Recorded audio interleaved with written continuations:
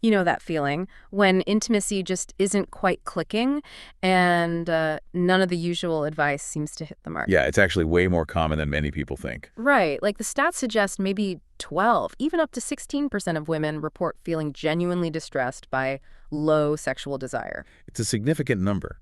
But what's really interesting and what we're digging into today is some new research looking beyond the usual suspect. Exactly. This study suggests maybe we should be looking at the power dynamics within the relationship itself. It kind of flips the script. It really does. So for this deep dive, we're looking at an article from Psychology Today, which summarizes a study from the Journal of Sex Research. Okay.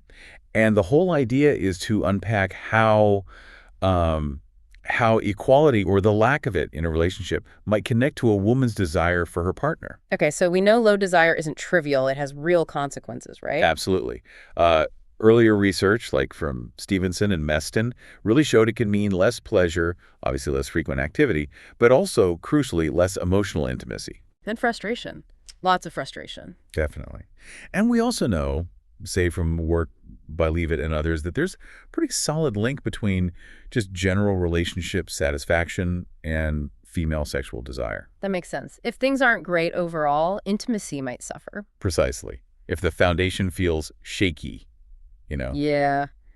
And traditionally, the focus for low desire in women has been very internal, hasn't it? Like hormones or maybe psychological factors? Right. Biological or individual psychological reasons. But this new study, it takes a more relational angle. So what's the theory behind it? Well, it draws on something called social exchange theory. Yeah. It's not a new idea. It goes back decades, actually. Okay. And basically, it suggests that relationships involve sort of an ongoing exchange.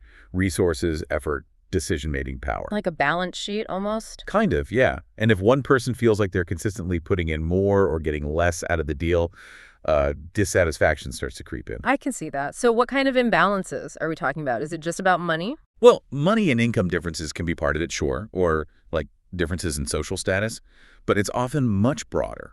Okay. Think about who does most of the household chores, who manages the finances day to day, who makes the big decisions. Right, the division of labor stuff. Exactly.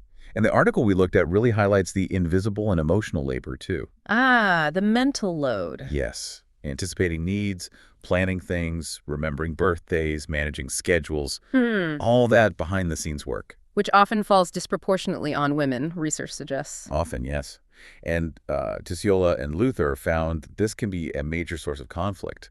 So the study asks, does this feeling of imbalance actually, dampen desire? Okay, fascinating question. So how did they actually measure these things? Desire and power balance seem pretty personal. Yeah, they used an anonymous online survey, got responses from 725 women. Any specifics about the group? Yep, they were all premenopausal and aged between 18 and 39. That age focus is worth noting. Okay, so the desire part, how do you quantify that?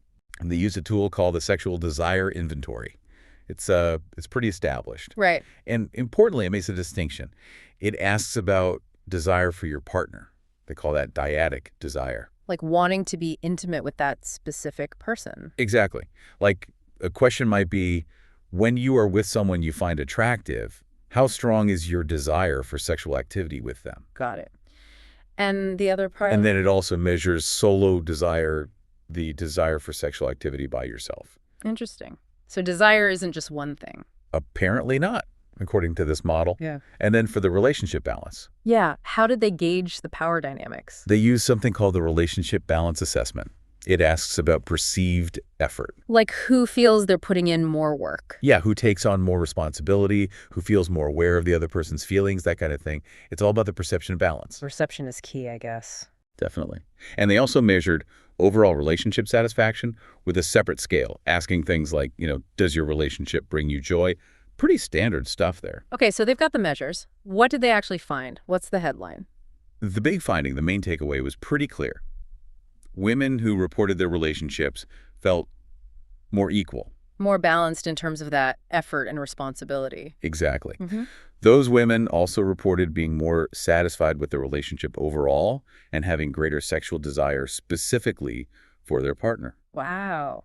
Okay, so it's not just about general happiness, but the feeling of fairness seems directly tied to wanting your partner. That's what the data suggests, yeah. It's a strong link. So what's the thinking there? Why would unfairness kill desire? Well, the researchers propose it likely comes down to the emotional fallout of inequity. Like resentment. Resentment, definitely, Hmm. but also fatigue, just sheer exhaustion from carrying an unequal load, Hmm. and the stress that comes with it. That makes a lot of sense. If you're feeling drained and maybe a bit resentful, intimacy might be the last thing on your mind. Exactly. You just don't have the mental or physical energy reserve for it. Yeah, the article mentioned common reasons women give, like feeling physically wiped out or mentally overloaded. Right. That chronic stress can lead to distracting thoughts, rumination, things that are pretty counterproductive to feeling desire. It's hard to get in the mood when your brain is buzzing with a mental to-do list or simmering conflicts. Absolutely. So the study kind of suggests that this feeling of imbalance, this lack of partnership equality, could be a key reason why desire sometimes fades, particularly perhaps in long-term heterosexual relationships for women. That tedium that sometimes gets talked about, maybe it's partly fueled by these power issues. It's a compelling argument. Feeling like you're constantly the manager of the relationship. It's not exactly an aphrodisiac. No kidding. But wasn't there a twist? Something about the solo desire part. Yes, and this is really crucial. While relationship equity and satisfaction were linked to dyadic desire for the partner, Yeah. they found no significant link between relationship equity or satisfaction and solo sexual desire. Wait, really? So feeling a relationship is unfair might lower your desire for your partner, but not necessarily your own individual sex drive. That's what this particular study found, yes. It's quite striking. Okay, that's fascinating. What does that imply? Well, it strongly suggests that female sexual desire is more complicated than we might think. It's not monolithic. Different dimensions influence differently. Exactly. What happens in the relationship context seems to specifically impact the desire directed towards that partner, but maybe not desire more broadly. So, stepping back, what does this mean for, for you listening to this? What's the so what? I think it offers a potentially really valuable new lens. If low desire is something you or someone you know has experienced, thinking about the dynamics of fairness and effort in the relationship. Could be a really important piece of the puzzle. It might be, yeah. It moves beyond just looking at the individual and considers the partnership system itself. It definitely broadens the conversation about intimacy and well-being in relationships. It's not just about feelings, but about the practical day-to-day functioning of the partnership. Absolutely. And it suggests that, striving for equality isn't just some abstract ideal. It might have very real, very tangible benefits for connection and intimacy. Okay, so wrapping this up.